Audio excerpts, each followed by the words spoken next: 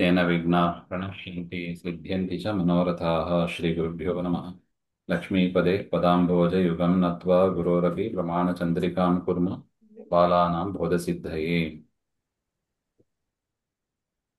ವ್ಯಾಪ್ತಿ ಧರ್ಮವನ್ನು ನಾವು ನೋಡ್ತಾ ಇದ್ದೀವಿ. ಧರ್ಮಾಃ ಚತುರ್ವಿಧಾಃ ಹಾಗೆಂತ ಸಮವ್ಯಾಪ್ತಾಃ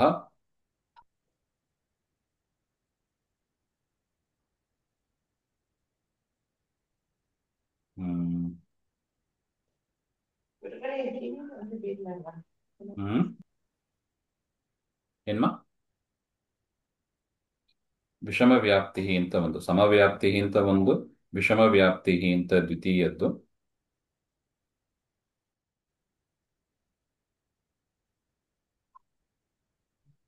ತಯೋಃ ನ ಅನ್ಯೋನ್ಯಂ ಸಂಬಂಧಸ್ಯೈವ ಅಭಾವಾತ್ ಏವಂ ಯತ್ರ ನಾಸ್ತಿ ಪರಸ್ಪರ ಪರಿಹಾರಣೇವ ವರ್ತಮಾನಃ ಅಂತ ಮೂರನೇದ್ದು.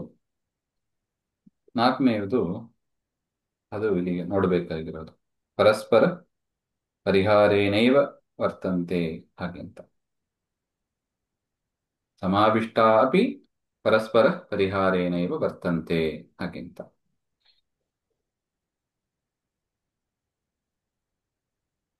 ವಾಚಕತ್ವ, ಪುರುಷತ್ವ, ಭೂತತ್ವ, ಮೂರ್ತತ್ವಾದಯ ಹಾಗೆ ಅಂತ ಎರಡು ಪೇರ್ ಕೊಟ್ಟಿದ್ದಾರೆ. ವಾಚಕತ್ವ ಪುರುಷತ್ವ ಅಂತ ಒಂದು ಪೇರ್, ಭೂತತ್ವ ಮೂರ್ತತ್ವಾದಯ ಹಾಗೆ ಅಂತ. ಅಂದ್ರೆ ಒಟ್ಟು ಇದರ ಈ ಒಂದು ನಾಲ್ಕನೇ ಕ್ಯಾಟಗರಿ ಅದೇನು ಅಂದ್ರೆ ಪಾಚಕತ್ವ ಪುರುಷತ್ವ ಯೋಹೋ ಅಂತ ಒಂದು ಉದಾಹರಣೆ ನೋಡ್ರೆ ಅರ್ಥ ಆಗ್ತದೆ.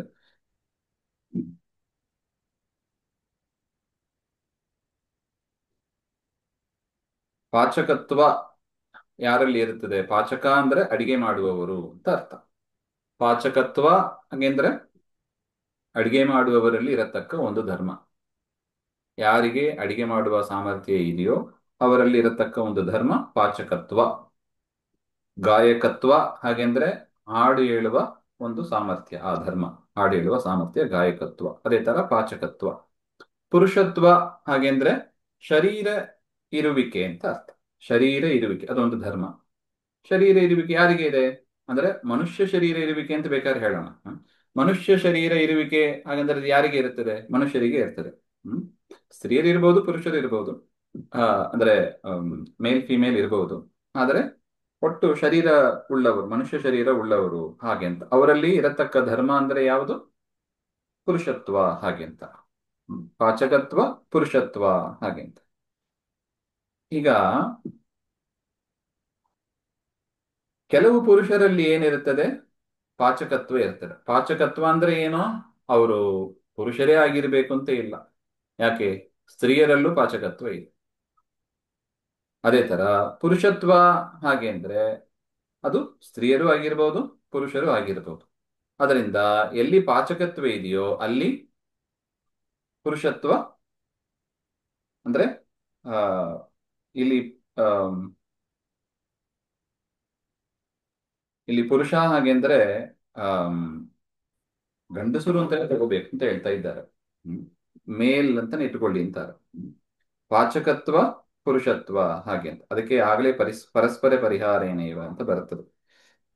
ಅಂದ್ರೆ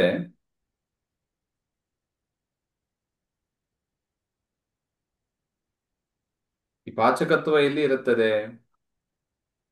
ಕೆಲವು ಅಡಿಗೆ ಮಾಡುವ ಪುರುಷರಲ್ಲೂ ಇರುತ್ತದೆ, ಕೆಲವು ಅಡಿಗೆ ಮಾಡುವ ಸ್ತ್ರೀಯರಲ್ಲೂ ಇರುತ್ತದೆ.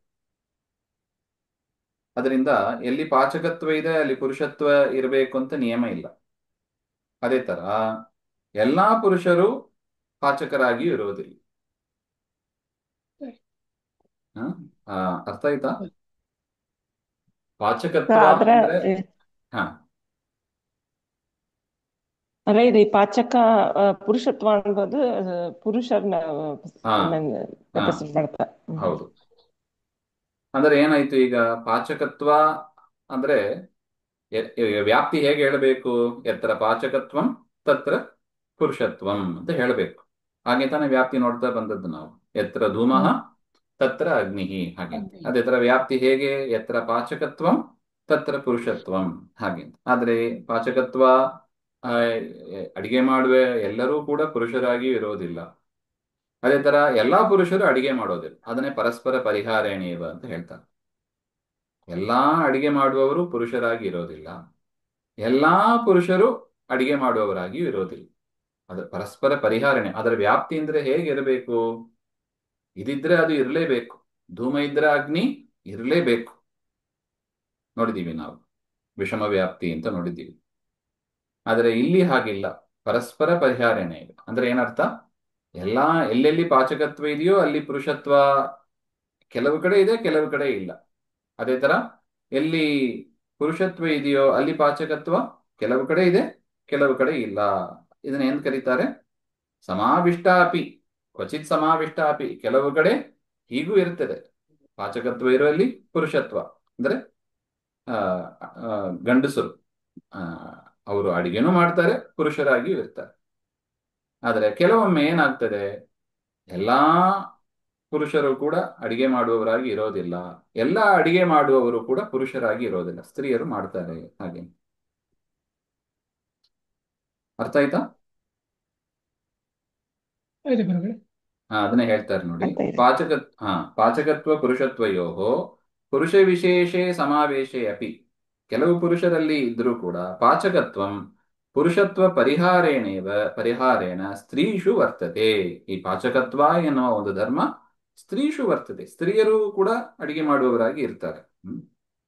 ಅಲ್ಲಿ ಏನಾಗ್ತದೆ? ಪುರುಷತ್ವ ಪರಿಹಾರೇಣ, ಅಲ್ಲಿ ಪುರುಷತ್ವ ಬರೋದಿಲ್ಲ, ಸ್ತ್ರೀತ್ವ ಬಂತು.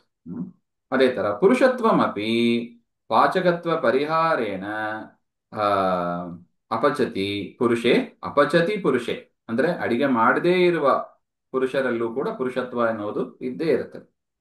ಅದರಿಂದ ಆ ಸ್ವಲ್ಪ ವಿಚಾರ ಮಾಡಿ ವ್ಯಾಪ್ತಿ ಹೇಳಬೇಕು ಅಂತ ಅಷ್ಟೇ ಆಯ್ತು. ತಾವಪಿ ತೌವಪಿ ನ ಅನ್ಯೋನ್ಯಂ ವ್ಯಾಪ್ಯ ವ್ಯಾಪಕ ಭಾವವಂತೌ ಸತಿಯಪಿ ಸಂಬಂಧೆ ಪರಸ್ಪರ ಅವ್ಯಭಿಚಾರಾತ್. ಕೆಲವು ಕಡೆ ವ್ಯಾಪ್ಯ ವ್ಯಾಪಕ ಭಾವದ ಭಾವವಂತವು ಕೆಲವು ಕಡೆ ಇದ್ರೂ ಕೂಡ ಸಂಬಂಧೆ ಪರಸ್ಪರ ವ್ಯಭಿಚಾರ. ಕೆಲವು ಕಡೆ ಏನಾಗ್ತದೆ, ವ್ಯಭಿಚಾರನೇ ಬಂದೋಗ್ತದೆ. ಪುರುಷತ್ವ ಇರುವರಲ್ಲಿ ಪಾಚಕತ್ವ ಇರೋದಿಲ್ಲ, ಪಾಚಕತ್ವ ಇರುವಲ್ಲಿ ಪುರುಷತ್ವ ಇರೋದಿಲ್ಲ, ಹಾಗೆ ಅಂತ. ಏವಂ ಇದು ಒಂದು ದೃಷ್ಟಾಂತ. ಇನ್ನೊಂದು ದೃಷ್ಟಾಂತ ಯಾವುದು? ಭೂತತ್ವ ಮೂರ್ತತ್ವ, ಹಾಗೆ ಅಂತ.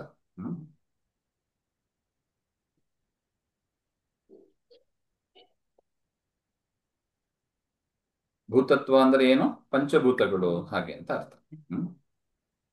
ಪಂಚಭೂತ ಪೃಥ್ವಿ ಅಪ್ ತೇಜ ವಾಯು ಆಕಾಶ ಅಂತ ನಾವೇನ್ ಹೇಳ್ತೀವಿ ಅದನ್ನ ಪಂಚಭೂತಗಳು ಅಂತ ಕರೀತಾರೆ. ಅಲ್ಲಿ ಮೂರ್ತತ್ವ, ಹಾಗೆ ಅಂತ. ಈ ಭೂತತ್ವ ಮೂರ್ತತ್ವ ಎಂಬ ಉದಾಹರಣೆ ಅದನ್ನ ನಾಳೆ ಮತ್ತೆ ನೋಡೋಣ, ಸಮಯ ಆಗ್ತಾ ಬಂತು.